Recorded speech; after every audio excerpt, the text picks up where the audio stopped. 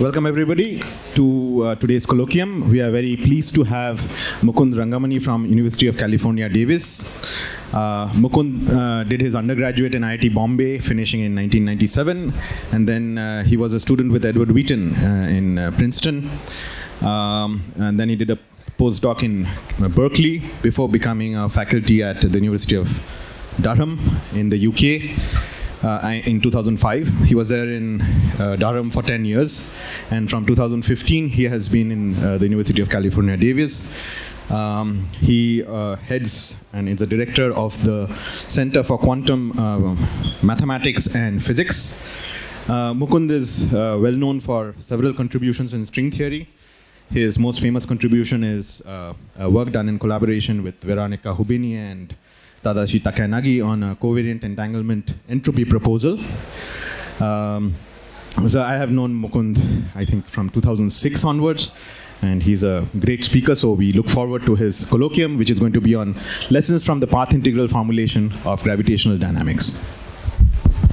Thank you, Aninda. Thank you for the invitation and this gracious introduction. So when Aninda asked me to give a colloquium here, I thought about what to talk about, and while I'm sort of a card-carrying string theorist, I wanted to sort of step back and give you a perspective that has come through in the past decade or so in trying to get lessons into dynamics of gravitational theories using the path integral formalism. Okay. And to set the stage, and since I expect we have lots of students in the audience, I'm going to step back and talk about what the path integral formalism is in quantum mechanics and slowly build my way up. For the first bit of the talk, maybe 15 minutes or so, will just be some formalism, trying to explain what we're trying to do and what we're hoping to do in the quantum context of gravity. And then slowly I'll explain what lessons we've learned from this, especially in the context of how gravitational systems in many cases behave like very ordinary quantum systems, the concept of dualities that are present in the gravitational systems, and the lessons we've learned from there for black hole physics and so on. Okay, so let's look at the following question in quantum mechanics. So let's say we have some quantum particles in one dimension, and let's say the particle is somewhere at some initial position at some time and some final position at some later time. If it was a classical particle, given this initial and final configurations, there's a classical trajectory that sort of connects this starting point and end point, and that classical trajectory follows the principle of least action. But in the quantum problem, the particle can go anywhere and anywhen, so it doesn't have to necessarily follow this classical path. So it follows all possible paths. In Feynman's evocative language, it's what comprises this. What you would like to ask is the amplitude for having found the particle at the initial point to conditioned on the initial position to find the particle at a later time at the final point. So this amplitude is computed by summing over all possible paths, and there's a very nice way, if you haven't seen this, to think about how this sum over paths comes about. So the simplest way to think about this is to start with the double slit experiment, where you have a particle on one side of the slit and you try to sort of look for it on a screen on the other side. Okay? So if you see it on the screen on the other side, you sort of know that it's gone through one slit or the other, if the screens are sort of opaque apart from the slits. And you can sort of, if you close one slit, you know it's gone through the other, and if it's closed the second slit, you know it's gone through one of them. But now you can sort of play this game ad infinitum. You can sort of start making more slits on the middle guy, and as it has more options to go through, the particle will take all possible options to go from this slit through multiple slits. But in the extreme limit, where you just replace the intermediate opaque screen with just slits, the particle nevertheless still follows all possible trajectories. And that leads to this nice picture. The particle sort of goes through all possible paths, but then the question is, how does each path contribute? And this contribution in the quantum theory is basically each path contributes at a weight, with a weight given by the action in units of Planck's constant.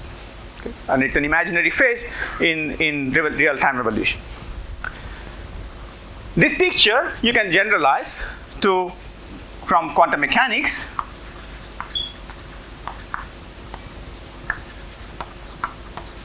to quantum fields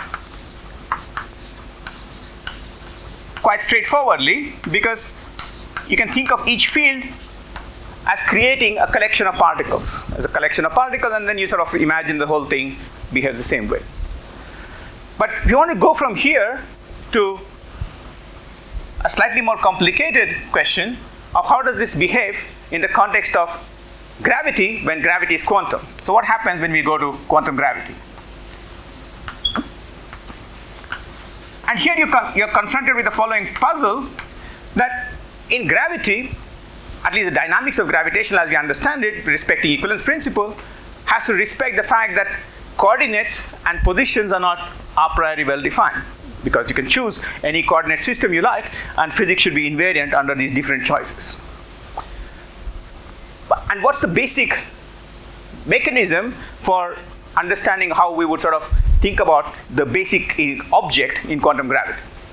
So the basic object is the geometry, because as Einstein taught us, the dynamics of gravitation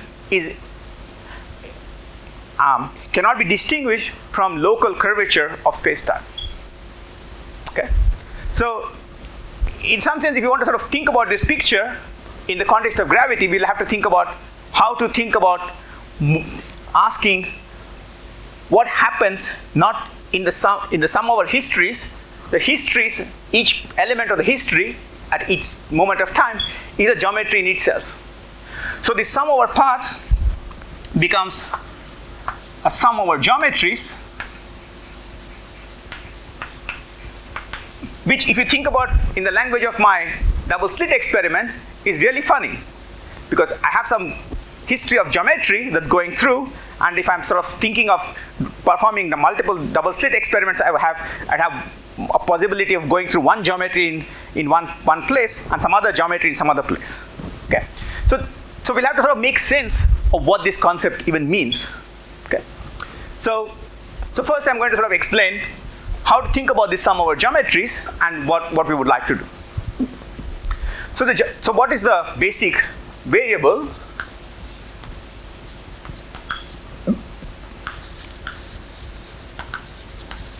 that we will use as our for the sum of our geometries? And that will be the metric which measures distances in space-time.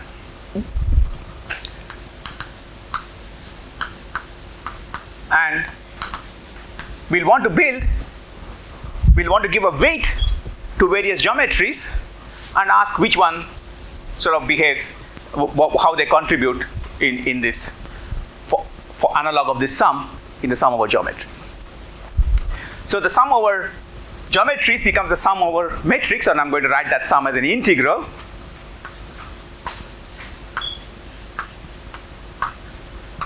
And for fun, I could just formally say that there's some weight, which I'll call the gravitational weight, which is some functional of the matrix, the functional of the geometry that the configuration is going through at that point in the sum. But what weight to give? Okay, and here we'll have to sort of distinguish between sort of what I will sort of call the low energy effective field theory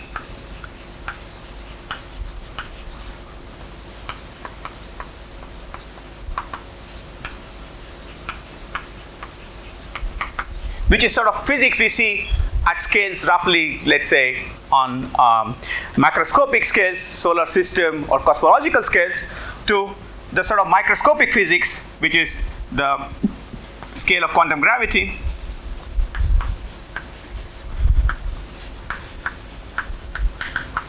which happens at energy scales of order the Planck mass, or at very short length scales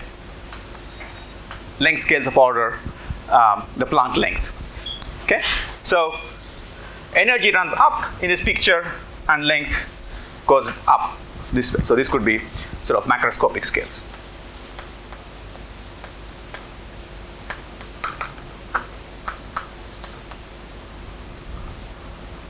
Here we are in sort of terra incognita because we don't really know, although I'll give you some hints, what the dynamics is.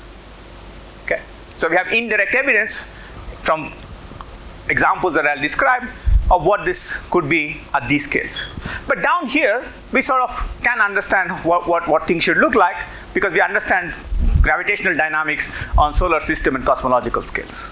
And here the dynamics is governed by the gravitational dynamics that we know and love,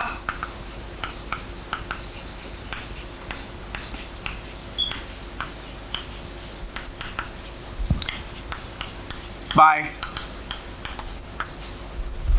Einstein's theory of general relativity, which I'm going to sort of formalize slightly in the context of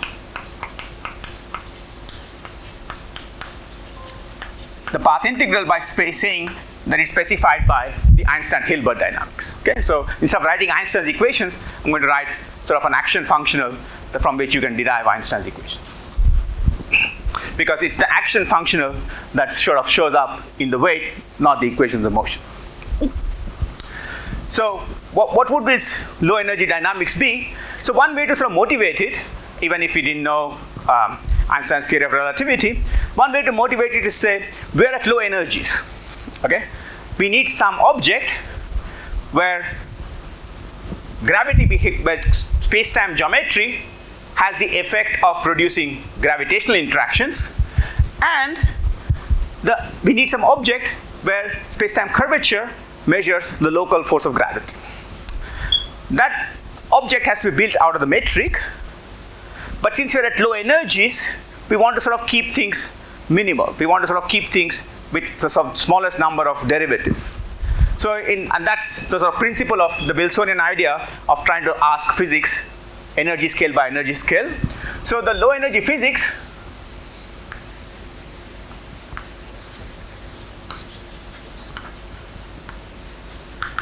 is governed by a very simple dynamical system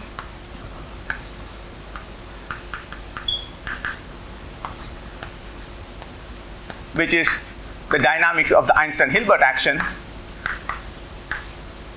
where here R is the Ricci curvature scalar.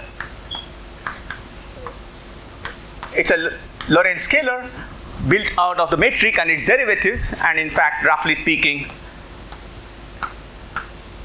in some local coordinates, its two derivatives on the metric. So it, roughly speaking, provides a kinetic term for the metric, so it tells you how the metric can change as you move along. This term is a much more primitive term because it has zero derivatives, and that's the cosmological constant, which I'm going to stick in because as part of my discussion, I'm going to sort of work with spacetimes or configurations where the cosmological constant is non-zero and negative. Okay? So this is the simplest dynamics, and that's the remit in which we'll initially analyze the gravitational path integral. But as we go along, we'll see that from there we'll learn some lessons which will tell us that gravity behaves like an ordinary quantum system, which means we can sort of then go to a regime of that quantum system where things start to become more quantum gravitational. So as we go along, I'll sort of move from here up there without ever specifying what enters here, because I don't know what enters here. Okay. So that's our problem. So we can just take this functional and stick it in the action and ask so that's our sort of defining feature of the gravitational path integral. So it's sum over all metrics, which is the same as sum over all geometries, weighted by an action which is the value of this Einstein-Hilbert action functional evaluated on given geometries. These geometries are entire spacetimes, they're universes in their own right, and each of them contributes depending on what the curvature scalars and cosmological constant together evaluate to on that geometry. You might need to specify some more things to make this problem well posed. You might need to specify some boundary conditions, which I'll tell you in a second. But you could systematically study the physics by going slightly off these energy scales up. And that you would do by adding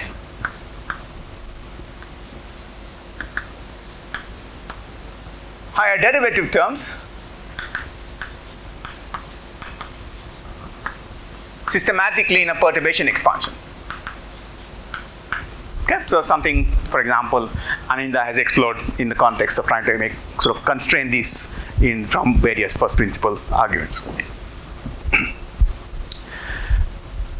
So what can we do with this path integral? Okay. So first thing we can do with the path integral is that the path integral gives you an amplitude. Okay, it gives an inner product between states. But you can extract states from the path integral.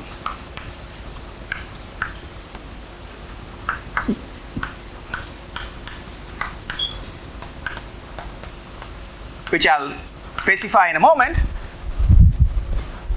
In the gravitational context, to do this, we might want to do two things. And for simplicity, let me talk about a caricature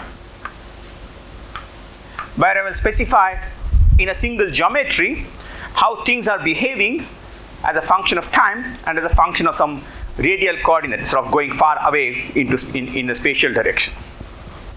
Okay. Now, in the simplest kind of universe where space is flat, as you go far away, distances increase, proper distances increase linearly. But you could have universes where, as you go far away, proper distances don't increase linearly, they increase exponentially, and I'll give you an example of that in a minute. So you might want to say, as you go out far into space, you might want to put some fall-off conditions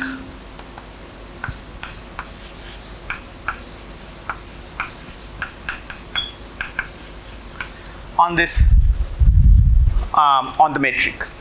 Say that you are only going to consider geometries where, as you go far away, things behave in some particular manner. Like, for example, if you're trying to solve Coulomb problem in electrostatics, you want the Coulomb tail at long distances to go like 1 over r. You don't want to go if you have charges, you don't want to go faster than 1 over r for the potential. As you go up in time, if you sort of slice this at a moment of time, you can think of the path integral, because at a moment of time, it's like this initial point, or if I cut this path integral here, I expose a quantum state. Because in this path integral, the particle goes from some initial place to some final place, but it goes through all possible intermediate positions. But going through all possible intermediate positions means it explores every possible quantum state in its intermediate position. One way to say it is that this cut through the path integral is the same as putting an identity operator, which in the single particle case would be basically saying you insert this resolution of the identity into the quantum path integral. So if you do that here, you would prepare some slice at a fixed time, and the geometry on that slice would tell you that you have some wave function which is specified by the metric on this slice. So let me put a hat here and call this GAB. It's not the metric in the space-time, it's a metric on a given slice. And that's the wave function that I would extract in the metric basis, if you will. So to extract this and to talk about the fall-off conditions, I typically would need to supplement this with some boundary choices, some boundary conditions to this path integral. And those boundary conditions are not specified by the curvature as seen by an observer in the space, but a curvature as seen by someone standing outside the space. So it's like, so this curvature is usually called an intrinsic curvature. So if you have a ball, and if you're looking at it from 3 dimensions, the ball looks curved, and that curvature is the extrinsic curvature, so for a ball curvature as seen outside, and it's that guy that sort of is the conjugate, and it sort of needs to be specified if you want to talk about states here. Yeah, please. Where do you actually ensure that you don't have a-causal geometry? Good. So a priori, nothing here says that. Right? So it says that we are going to sum over all possible geometries, and I don't know of a principle here that forbids propagation by causally pathological spacetimes. Okay. So, and part of it is going to be that we know some things about this formalism, and we can extract some lessons. But as you will see as I go along, there are many things about this formalism, like the question you're asking, that are not very formal. They're not. You can't make rigorous statements about this formalism. Yes. So I should just point out that there has been a program initiated by Raphael Sorkin about the causal set approach to gravity, and that explicitly takes into account this question of causality. Yes. And so while it my understanding is that they also use the path integral to build up their approach to gravity. It's a discrete problem, and I'm not going to talk about it because to me it doesn't make connection with quantum mechanics and quantum field theory. But yes, there are other approaches to this problem.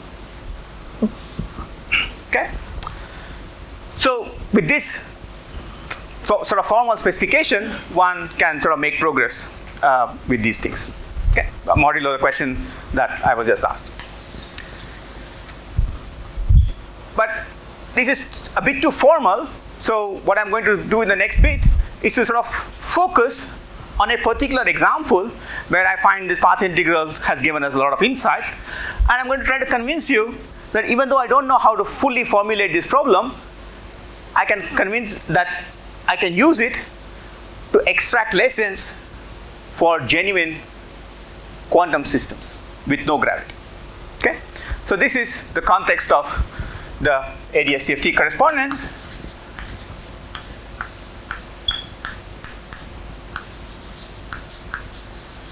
Which, while not initially formulated, and I must say this, I'm going to give a very ahistorical talk on this subject, mostly to sort of emphasize the general lessons, and I'm sort of not going to follow any chronological order of how things were discovered in the literature. So what this correspondence says is that the quantum gravity, this mysterious theory that we don't know what it is, in space-times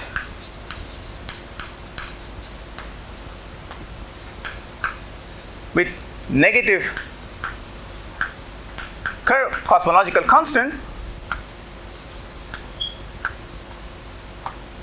so this lambda is negative and constant,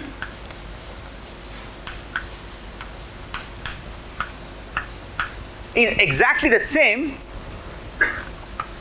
as a quantum field theory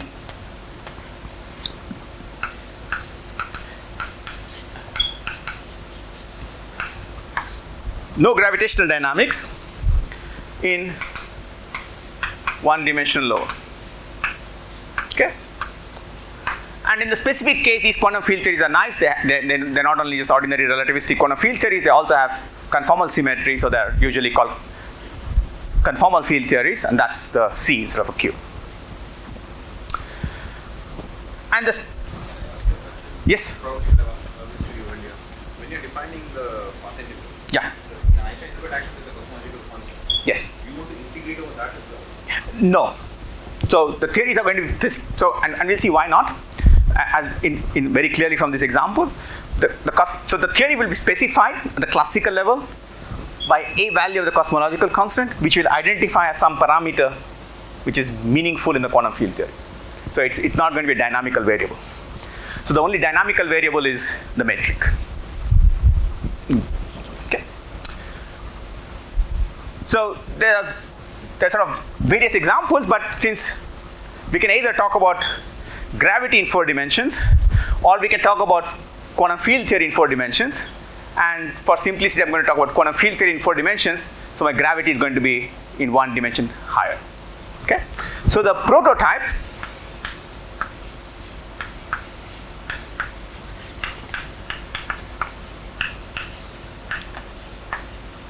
and this is an example which I would explain in greater detail to an audience which is because this comes out of string theory. But for now, I'm just going to take the sort of essential ingredients is to talk about quantum gravity, which I'll abbreviate QG, in 5-dimensional negatively curved spacetimes, which are called anti-de Sitter geometries in Lorentz signature, is equivalent to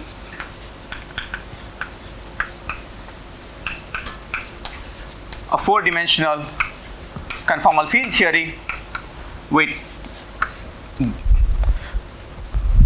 is a close cousin of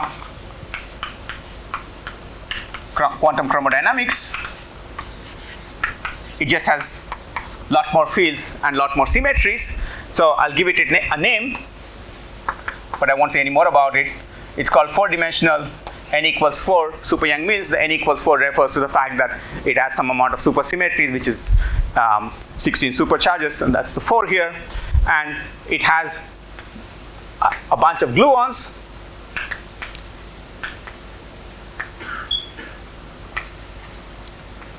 And some scalars.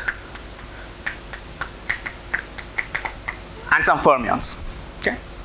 And this theory is labeled by 2 sets of labels.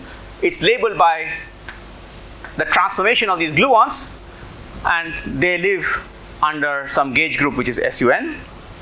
And it's labeled by a coupling, which for convenience I'll take to be this combination of the bare coupling and n, called lambda. Okay?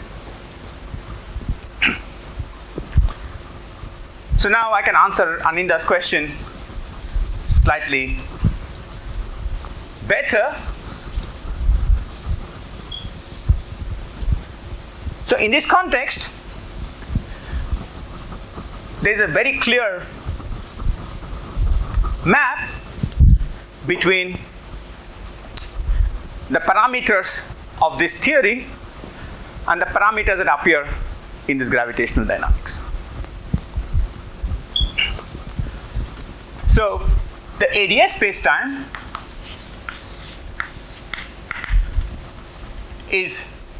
has constant negative curvature,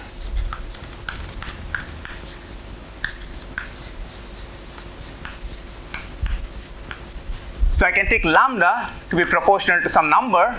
So I can tell you what the number is, and put some length scale to sort of talk about its dimensions. And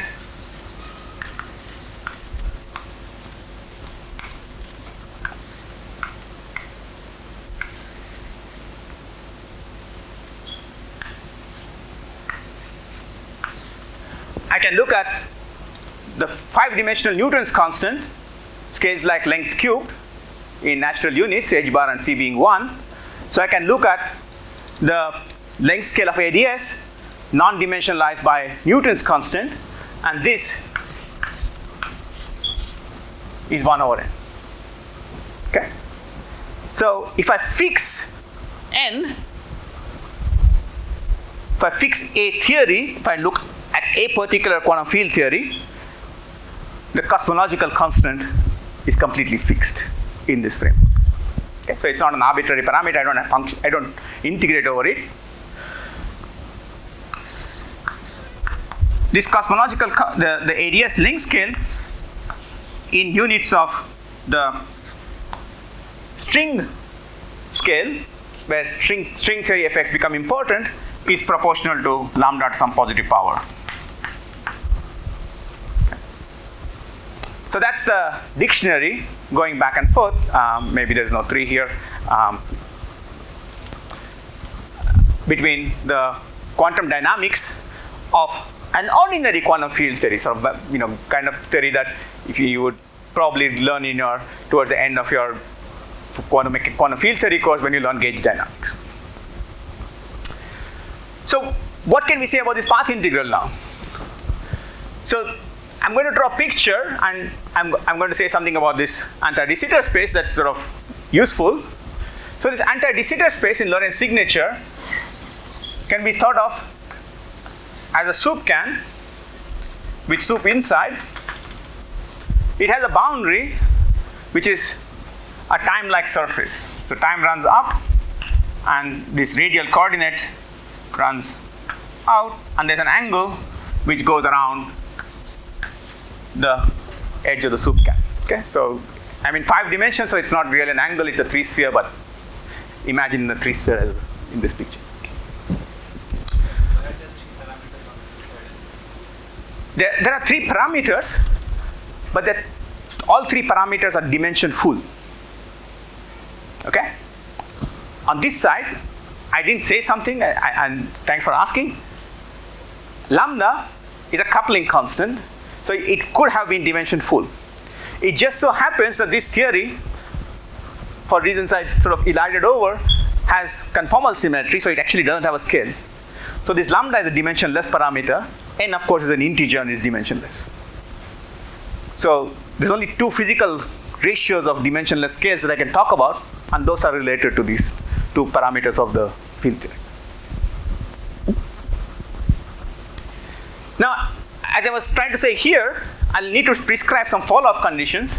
And in this kind of spacetimes, in this anti-de Sitter kind of spacetimes, the proper distance as you go out towards large radius grows exponentially. Okay, so think of, so it's very unlike flat space, but it has a very simple, intuitive way of thinking about it. If you put a particle in this spacetime, if you put a pair of particles in this spacetime, if they're close by, they will feel the usual Newtonian force. Okay, so they won't really see the full physics of general relativity. They're sort of moving slowly. They'll behave like Newtonian particles. So 1/r² interaction potential in 5 dimensions. So 1/r³ force law, because we are now one dimension higher. But because the proper distance grows exponentially as we go out, they feel a potential that pushes them in, just from the fact that there's a cosmological constant. Unlike in flat space, you can put a particle wherever it wants and it's not going to sort of fall towards the origin. That's not true here, but the potential you can easily understand as being basically giving you a harmonic potential in the right set of coordinates. So it's basically almost as if you have a Newtonian force law coupled with a harmonic well, and that gives you the dynamics of particles in ADS. Okay? So now with this preamble, we can ask, what are we supposed to compute? Since there's a harmonic well, I need to tell you some, and as I go out towards the far distance, I need to tell you something about how the wave functions fall off as I go out. I'm going to do that by giving you some boundary conditions for the metric, for example. So I'm going to tell you that G mu nu goes to some gamma AB, which lives on this four-dimensional boundary parameterized by time, the angle and the 2 missing things in my picture. Okay? And I can try to ask for this path integral. Now I have specified all the boundary conditions, so I can compute the gravitational path integral with this Einstein-Hilbert action.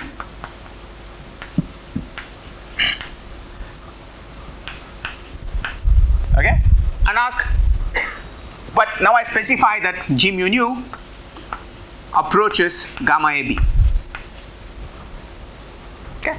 You might have other matter because this theory has other degrees of freedom. So I could not only integrate over the metric, but I could also integrate over matter. And the matter will interact with gravity, so I should write some bigger functional of metric and matter, etc., etc. And I'll also have to give some boundary conditions of matter. Okay? What this gives you is some quantity. I'm integrating over the metrics, I'm integrating over the matter. But what I'm keeping fixed are the boundary value of the metric and the boundary value of the matter. So what I get is some functional of this gamma AB and this guy. Okay? And of course, again, this is a feature of my historical presentation. If you had done this, say 30 years ago, you would have discovered ADS-CFT because this gadget just happens to behave like an object that's the effective action of a conformal field theory. In other words, if you take this gadget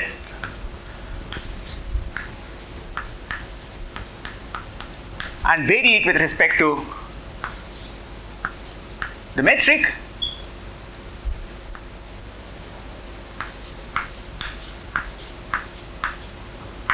actually let's just vary it once.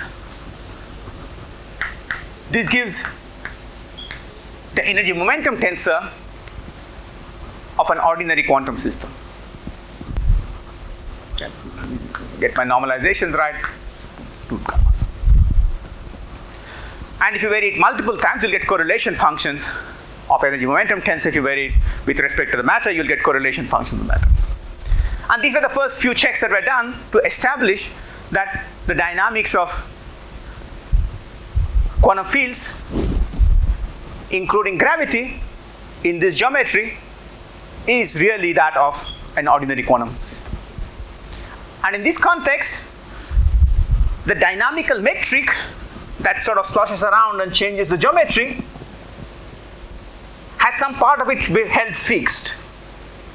The part of it that's held fixed is the metric on the boundary of the space-time, because the space, as I go out to large distances, things get bigger.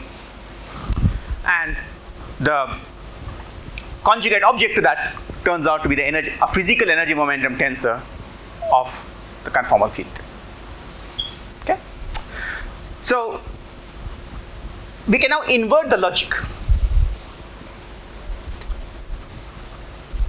I said that my picture of using Einstein gravity makes sense if I'm at low energies.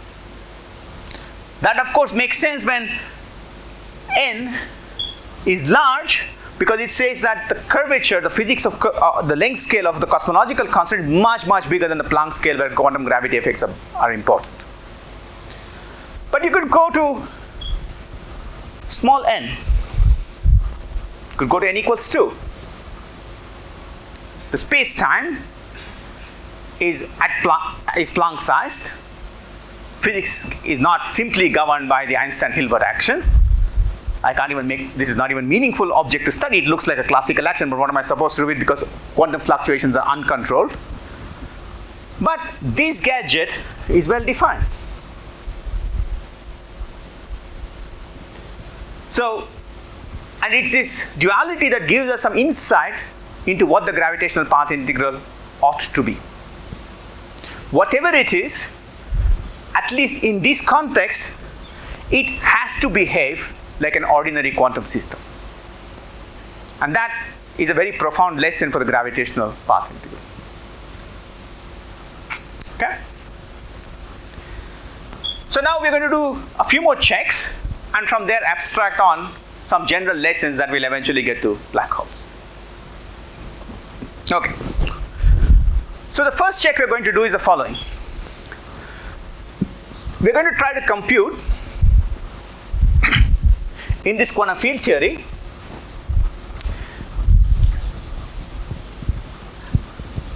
a free energy because we usually understand thermodynamic behavior of quantum field theories very easily. Okay? So in some sense, I'm going to try to derive for you the analog of Stefan Boltzmann's law for a non-trivial quantum field theory by using this path integral.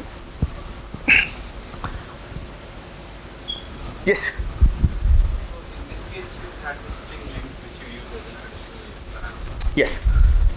But let's say you did no string theory. Yeah. And you still wanted to do this. Yes. You still need a length. Actually, I don't. So let me explain. I'll tell you a quick answer, and then ask me afterwards. I'll explain in greater detail. What I actually need is something of the following kind.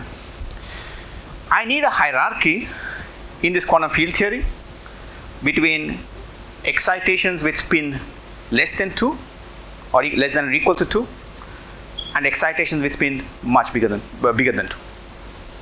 That hierarchy secretly is set by this scale. Okay? So it's not obvious from anything I've said that that's how it is, but I can phrase it, I can give you an answer that does not refer to the string scale. Yes. So that's the universal answer, which I would say that is a sort of right measure of distinguishing what is quantum gravity, but what is classical string physics.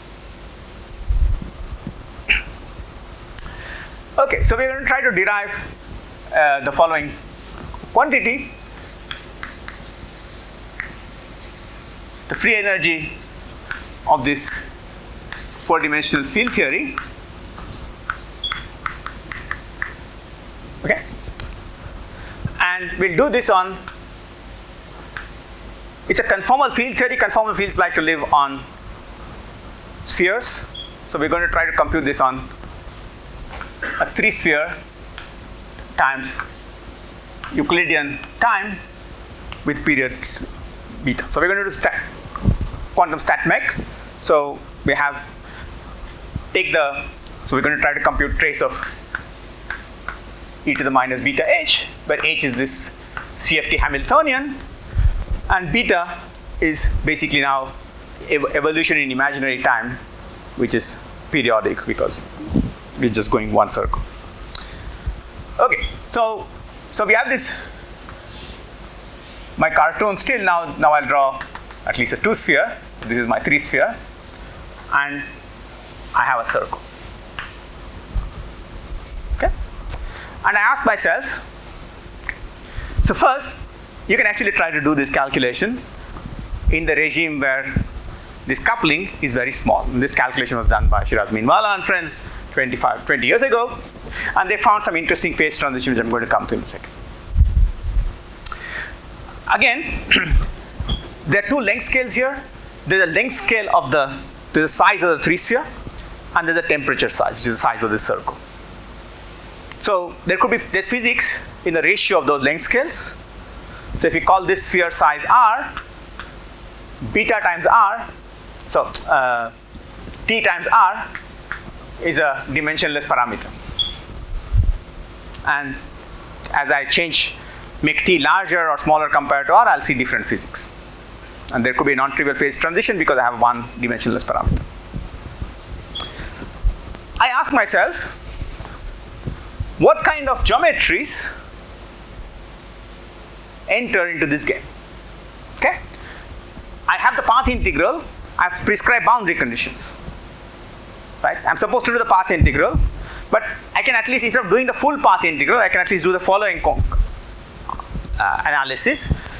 I can ask, if you gave me initial point and final point in the classical problem, I could at least ask in saddle point, in the stationary phase approximation, what is the most likely trajectory? And their answer is the classical trajectory. So similarly, I could ask the same question here. What are the most likely geometries to contribute? So they should solve the equations of motions that come out of this action. So in fact, they should solve Einstein's equations. But they should solve Einstein's equations subject to having this manifold as its boundary. Now there are two choices, there are two solutions. One you take the 3 sphere and you fill it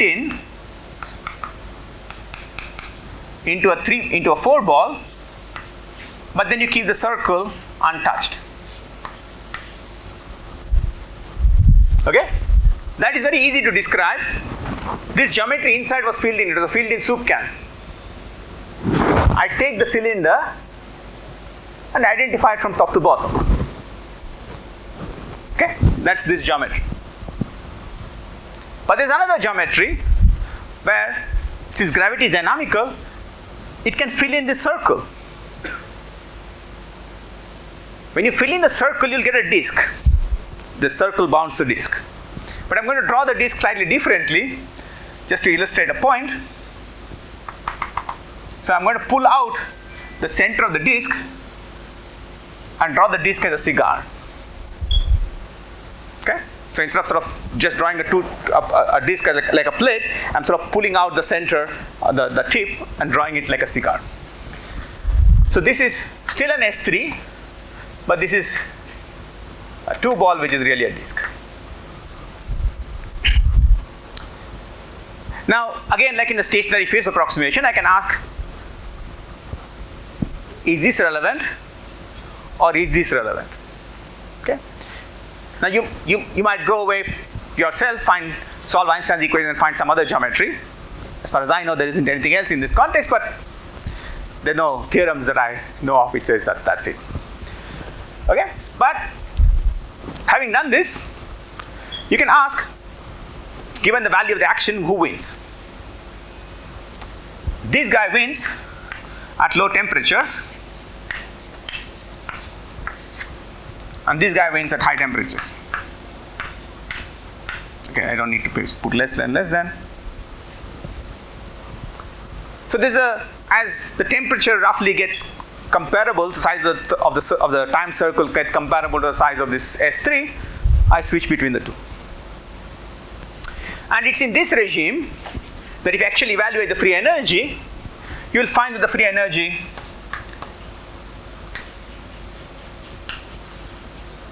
goes like n squared t to the 4, which is basically the free energy of n squared copies roughly of photons, which is the right answer for the system that you can compute by studying the problem at small coupling. Okay? But I want to do something else with this, which takes me in a slightly different direction, which is, I want to ask,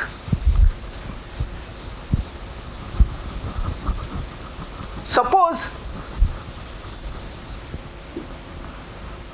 so what I'm computing here is trace of an operator in quantum mechanics.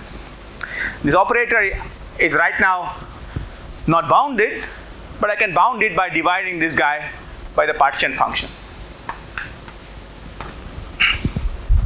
Then it has the operator e to the minus beta h over z beta is a positive operator, which is Hermitian and has unit trace. Okay? Therefore, it's a density matrix.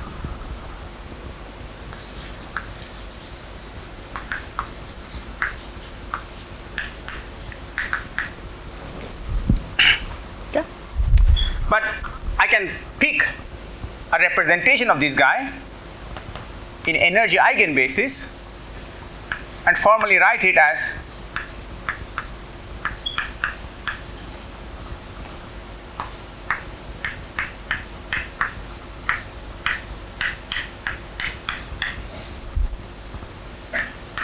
okay? So I'm pretending I'm doing quantum mechanics. It's a quantum field theory, so the energy eigenbasis is a very weird object, but never mind. So it's sort of formally true that I can expand this density operator in this energy eigenbasis, and in that basis, the matrix elements are just e to the minus beta ei with a factor of z beta to keep. But since it's a density matrix, I can purify it. I can write rho beta as the trace of some other system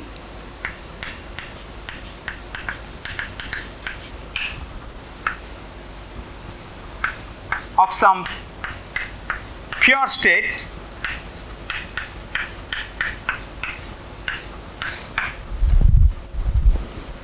in that other system. What is the other system? Again, in this energy basis, it's very easy to write down a representative of it.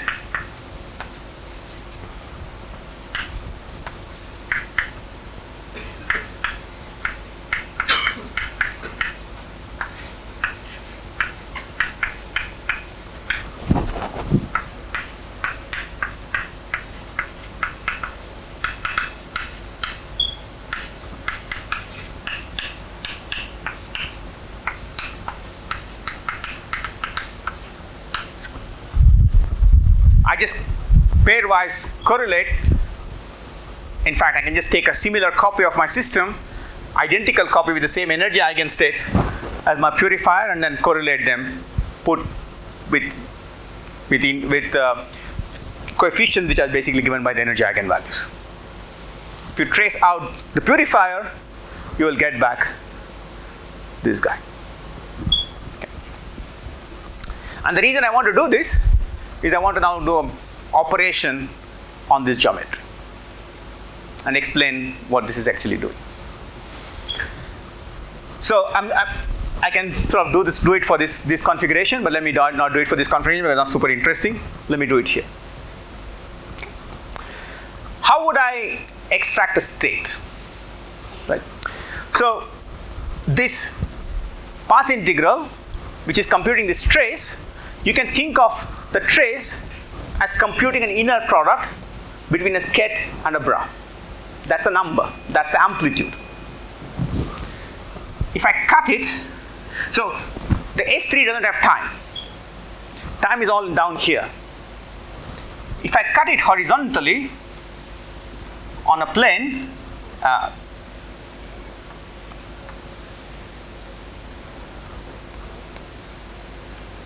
then I pick a moment of time.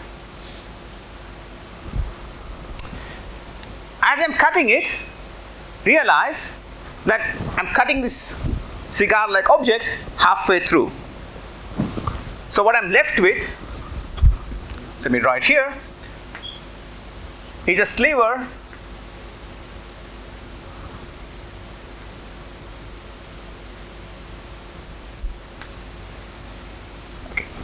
terrible.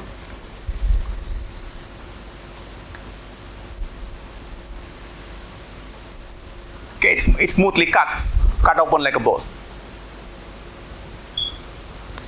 So I have one moment of time here, another moment of time here. Okay? I can ask, take this as my initial state and evolve it with the gravitational Hamiltonian. What do I get? What I get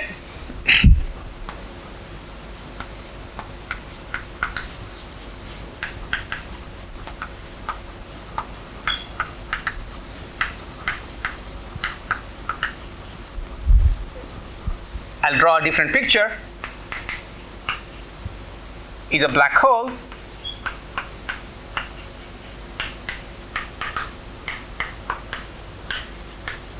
in ADS 5.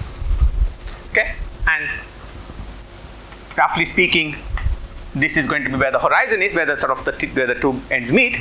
On the two, I'll have two boundaries associated with this tip and this tip. The three sphere, roughly speaking, goes along for the ride. It doesn't sort of do anything bad here. So, if I were to draw, if you apologize for my drawing Penrose diagrams, the picture, the time slice in Lorentzian section is down here. The bottom of the cigar is this hemisphere. This two boundaries correspond to these two exteriors of the black hole. Okay? But there's something very nice and important from this picture. This picture has existed since people have talked about black holes from thermodynamics. But first of all, you see that the free energy which was computed and agreed with some kind of Stefan Boltzmann law for conformal field theory, is indeed the free energy of a black hole. It sort of recovers black hole thermodynamics. Okay, so this is not its sort of raison d'etre, because those things were known before. But something which was not known is that, or at least not appreciated, is that what we're computing could have been thought of as a thermal free energy, or as the entanglement between the original system and the purifier. Okay? So suddenly, out of nowhere, I'm going to argue for you that these two boundaries of the anti-de Sitter space each should be thought of as carrying their own copy of the quantum field theory that I'm talking about. And this black hole geometry is computing the entanglement of the two field theories. In particular, if I convert that free energy into an entropy, the entropy of the black hole, which is given by the famous Bekenstein-Hawking formula, the area of the horizon divided by 4g Newton, is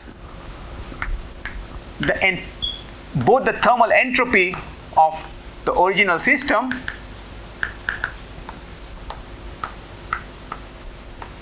and the entanglement entropy of the original system tensor the purifier. Okay? Again, this was not how it was discovered, but what this suggests is a formula for entanglement that's purely geometric. Okay. And that formula is the famous Ryuta-Nagi formula that Anina mentioned, and its generalizations were derived post facto using the gravitational path integral. Okay. But that path integral has gone on to say a lot more things about black holes. Okay? And I'll just give you in the last 2 minutes the one big lesson that we've learned in the last 5 years.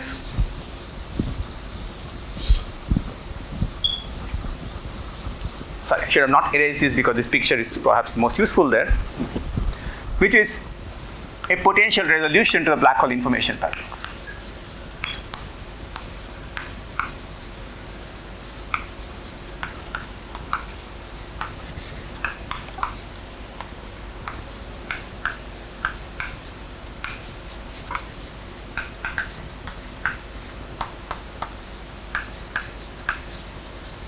Okay? So, imagine as a thought experiment, you have a star which is made out of ordinary matter. So you started with some pure quantum state, you collapsed it, it made a star, it burnt out its fuel. At some point, it burnt out its fuel enough to pass the Chandrasekhar limit and collapse into a black hole. Now, life would have been simple if it stayed as a black hole forever. But it doesn't. Black holes are like black bodies, they radiate. And as they radiate like black bodies, nearly thermal spectrum. So, we can ask, I can look at the radiation that's coming out, start collecting it, and I can ask, what is the purity of that radiation? So I can measure the entanglement of that radiation with the black hole as a function of time. And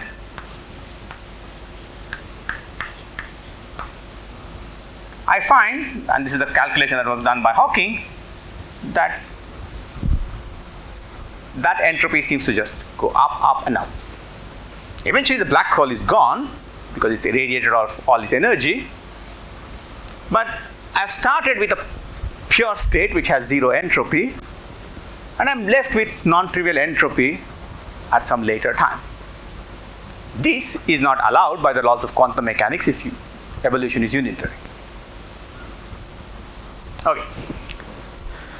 So it was proposed a long time ago by Don Page that this can't be the right picture. The right picture has to be that somewhere so there should be some physics that kicks in and turns around this curve, and as the black hole is gone, the entropy should revert back to zero. And this is sort of what you would really see if you burnt a piece of coal, collected all the radiation, and tried to reconstruct the quantum state of the coal. Once the coal is gone, if you have all the radiation, it's not an easy process, but we believe, the process being unitary, it should be pure at the end of the day. Okay. So this was an expectation. But there was no proof that this is what happened.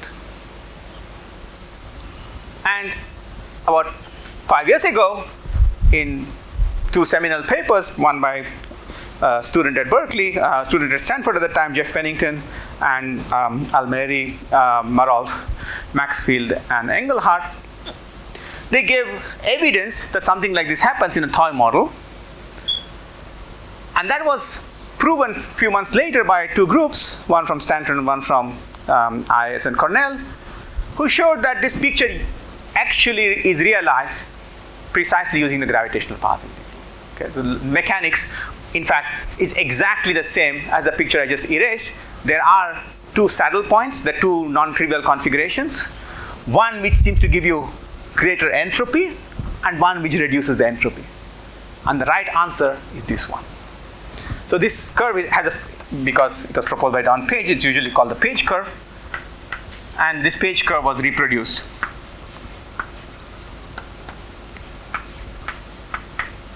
using this gravitational path integral. Okay? So, while, as I prefaced, we don't know what quantum gravity is, and the path integral is powerful enough, even in the simplest stationary phase type approximation, to capture this kind of physics. This I find remarkable. This was not guaranteed. For 50 years, people debated what the resolution to the information paradox would be, and one expected that the answer was some deep statement about quantum gravity. It's somewhat surprising to me, but certainly seems true, based on the evidence we have right now, that the path integral is a lot more smarter object than we give it credit for, and despite its formal nature, one can make a lot of progress. And there are many more lessons we've learned, but in light of time, I'll stop here and take questions.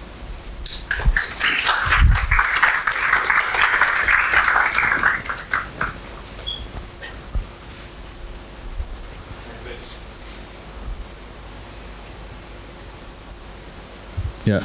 So thanks very much, Mukund, for a very clear talk. Just before we take questions, one announcement for the students. Mukund is going to stay back to interact with students after the colloquium for a while. Please go ahead and ask. So this Page curve that you talked about, does it hold for all kinds of black holes, or only macroscopic ones, like really large ones? Large ones? I mean, so the evidence, if you want it at a technical level. What I wanted to ask is, does it hold for really tiny microscopic black holes for which quantum effects are overwhelming? So that's what I was going to give you, the sort of semi-technical answer, since you're an expert. Since the quantum effects are overwhelming in that regime, you would have to question whether the use of the saddle point is the right thing to do, right? So indeed, I think we're going to have to extrapolate to that regime, right? Now, there's a prejudice in the community, and at least prejudice that I share, that I gave you evidence that black holes, if I sort of tune them to regimes which are purely very, very quantum, right? If I start taking the size, the space in which they live to be of the size which is of Planck scale, they're becoming more and more like simple ordinary quantum systems, right? Now, this is indirect evidence. It's not a direct calculation. Okay, so I would say, based on that the ADS-CFT like intuition suggests that things get better, but not in the variables that you would like, which are gravitational, but in the variables that are more field theoretic. So a related question would be that for these black holes, whose action is very close to h bar. Yeah. Would you also sum over, when you do the path integral, would you also sum over topologies? Yes. And not just geometries? Yes. So I suppress that. Thank you. So this page curve doesn't come out super trivially. And there are examples. Again, for the experts, there are examples where the sum over topologies and the sum over all orders in the 1 over h bar and e to the minus 1 over h bar fx can be done. Okay. Now, you and I can debate whether these are honest gravitational theories because they're low-dimensional gravity theories where there's no dynamical graviton. But the success in these models suggests that we can go further, and the lessons from these models perhaps uplift, maybe with a bit more technical understanding. So if I understand your answer, you're saying that it is important to sum over topologies. Definitely, as well. definitely. Yes. So in fact, this comes from some non-trivial topology. So it doesn't come from some trivial topology. More questions? And just to highlight, one second. The naive picture I just erased was the topology change. The space-time topology changed from which cycle was contractible. It was either a three-sphere or a circle, and that lesson extends. Yeah. When you differentiated that ZCFT with Yeah. respect to gamma AB, you Yeah. get a physical energy tensor. Does it make sense to differentiate with respect to J, that is associated with matter? Yes. So if you differentiate with respect to J, you will insert the operator that J couples to. Okay. So it could. So for example, J could couple to a scalar operator of the field theory, which could create some particles, which would be in the gravity side there will be the particle of this phi field, but in the field theory there's some other operator that has energy and talks to the energy momentum tensor. So if you differentiate with respect to J, you will obtain observables associated with the corresponding operator. So this theory that I erased has a lot of operators, but all quantum field theories have one operator that's distinguished, the energy momentum operator. Okay. So in some sense, the fact that quantum field theories have a distinguished operator is like saying gravity is distinguished because of the equivalence principle. Metric couples to everything. Energy momentum couples to everything. Yeah.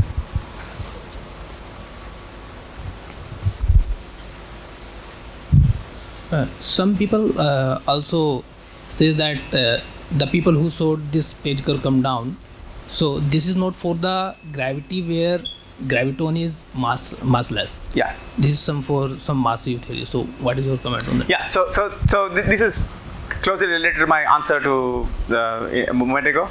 So the examples where we have complete analytic control, where we have worked out things to the last detail, are models where gravity is non-dynamical. We are in low dimensions, we are in 2 dimensions or 3 dimensions, where there's no physical graviton in space-time. Okay? So with that intuition, people want to say that maybe the lessons here should be thought of as examples where gravity is massive. They have a slightly more technical statement, which I'm aware of from people like Subrat and friends.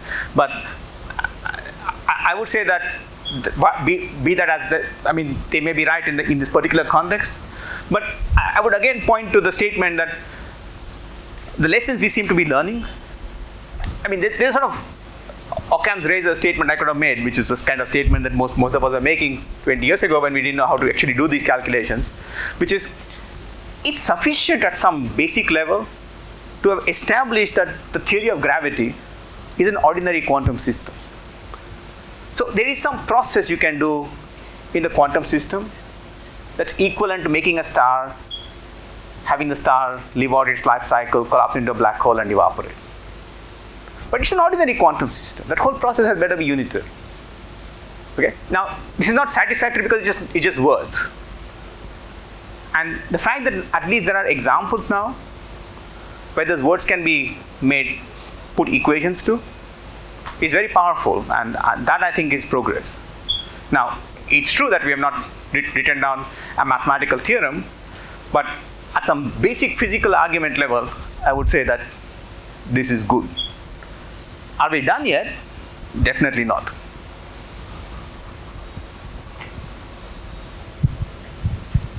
Any further? Hi. So this was all like a mathematical saddle point you find at a later time. Is there any physical understanding of what is happening? Okay. So I chose not to talk about a particular thing because to actually get a physical understanding, you have to follow the quantum state. But you actually have to be able to slice and ask what's actually happening in the quantum state, snapshot by snapshot. And we are not there yet, but we have tools in place to try to get that going. And you said this was all classical at the end of the day. It's classical at some level from the gravity side, almost. So, sort of, but quantum corrections were sort of not very important.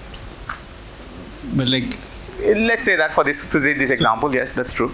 So for example, Samir was here a while back, and he told us that Hawking's semi-classical calculation, Yeah. even though people say there are quantum corrections, so the semi-classical calculation is robust. Yes. And even small quantum corrections won't Yes. cure it. And you seem to be saying that. Okay, I'm not saying actually. So how? Okay, I'm not saying what you're saying. So how do you reconcile? Yeah. So let me explain for the audience what the question is. It's a very good question. So, I mean, there have been various ideas that people have tried exploring in the context of trying to resolve the black hole information paradox, and there's one very important development due to Samir Mathur and then amplified later by AMS, which is, you might imagine that the page curve comes down because as the black hole starts evaporating, there's small quantum corrections which deviate from thermality. And for a long time, we all believed that, okay, maybe there are small quantum corrections, and the small quantum corrections will, over time, accumulate and suffice to bring the page curve down. And Samir Mathur put a very important theorem which said that, that can't be done. He showed that that's inconsistent with the rules of quantum mechanics. Okay, it can't be made consistent with some properties of one entanglement in quantum mechanics. Now, the question was, I seem to be saying that there are sort of saddle points that seem to sort of solve the problem. Now, it's not true that the saddle points themselves are non-perturbative. So the saddles are, start out, one saddle is dominant for a while, and then some other saddle becomes dominant much later. So in that sense, it looks like it's a small effect that gets amplified. But it's not clear to me that that is a small effect phrased in the language of Samir Mathur. Okay? So, and again, to emphasize the point, to really explain this and to make Samir Mathur happy, one would actually have to fine-grain this problem and not just ask about just what the entropy is doing, but really what the state is doing. And that we don't have the tools for at the moment. But I expect that when the dust settles, there is a way out of Mathur's small corrections theorem. Okay. That's my belief, but it's a belief.